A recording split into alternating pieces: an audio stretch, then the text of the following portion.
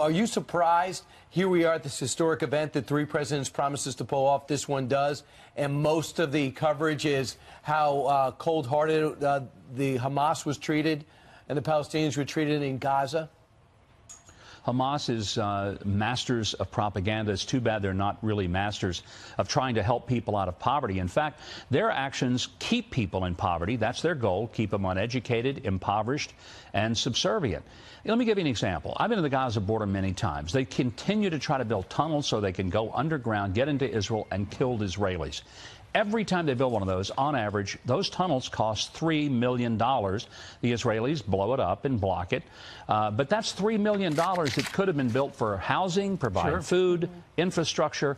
But in Gaza, it's an absolute disaster. And these poor people, and it's horrific what's happening to them, but it's happening at the hands of Hamas because they are using them as human shields, and they are exploiting their poverty and their complete lack of understanding of what they're being used for. What was it like for you to be there?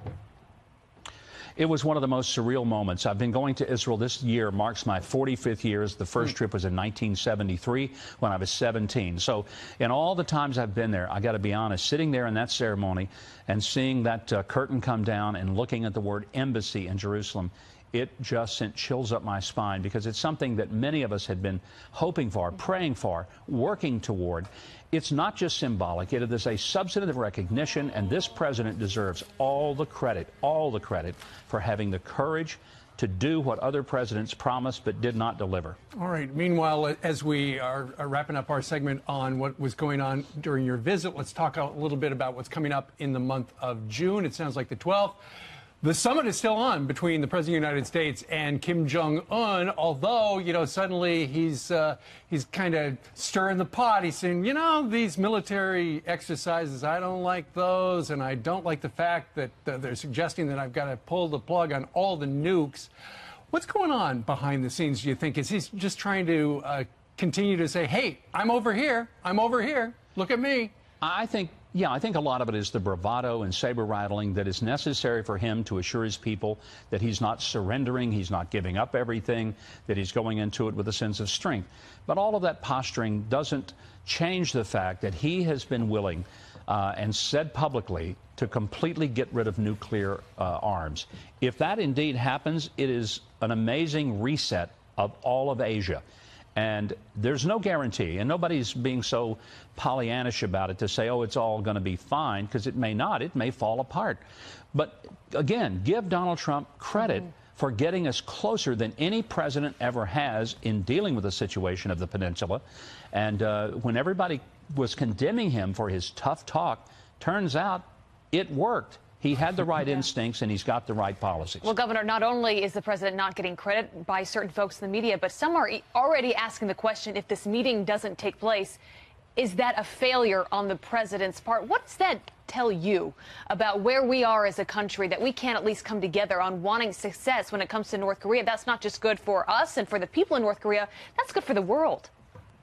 It's incredibly good for the world. And, Abby, one of the things that's frustrating to watch is people on the left who seem to hate Donald Trump more than they love the country and love the peace that this world desperately needs. They should be grateful if Donald Trump can bring some type of resolution. They need to be glad that he did it. And if they don't like him, that's fine. They don't have to like him, but they need to appreciate what he's getting done, which, by the way, is quite a bit. It is. Also, there are a couple of dozen judges now that have been put in place. If you count the Supreme Court judge, I think it is 22 in overall. And he's pressuring the Republican senators to do more before they go on break. We're beginning to realize it's up to Mitch McConnell to start getting these people nominated and processed, some of them without any controversy. They're just being held up by Democrats. Do you think the Republicans, because you know politicians, do you think they're getting the message? Well, if they don't, they're going to be going home. And what they need to do is to go ahead and roll these nominations through, get these appointments filled, and not just the judicial, but also the staffing positions throughout the agencies. There are so many unplugged holes right now. And I've heard some senators say that they would like to see them work on the weekends and work overtime. Why not? Well, that's what everyone else does when their job isn't done on time and on schedule and on deadline. So why not the senators do what every other American has to do, and that's get the job done? done before they go home and take a vacation. Well, let's see what they do. All right, Mike Huckabee joining us today from Tennessee. Sir, thank you very much. Always good to see you, Governor. Great to see you guys.